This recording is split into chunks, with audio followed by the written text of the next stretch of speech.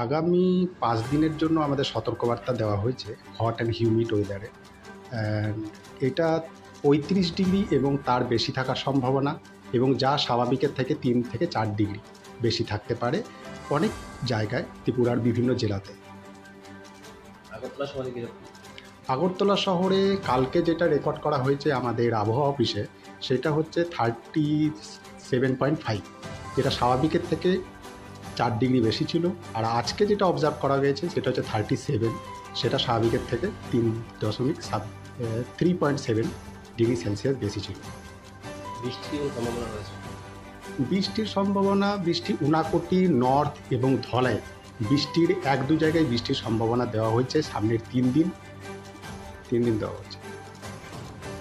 যারা ফিল্ডে কাজ করে তাদের জন্য কি তাদের জন্য আমাদের আবহাওয়া অফিসের পক্ষ থেকে যেটা সতর্কবার্তা দেওয়া হবে যে রৌদ্রে বেশি বেরোবেন না, বেশি পরিমাণে জল পান করুন, হালকা সুতির জামা ঢেলাঢোলা ব্যবহার করুন, এবং বাইরে বেরোলে মাথায় ক্যাপ ব্যবহার করুন, টুপি ব্যবহার করুন।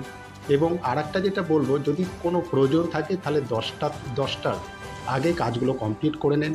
আর গর্ভবতী মহিলারা বেশিভাবে সতর্ক থাকবেন।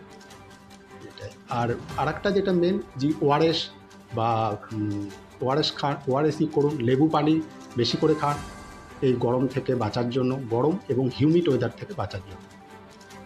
মানে যাদের পরিবারে ছোট ছোট শিশু রয়েছে তাদের জন্য এটাই যে তারা বেশি রোদে বেরোবেন না, জল বেশি করে পান করুন, এটাই।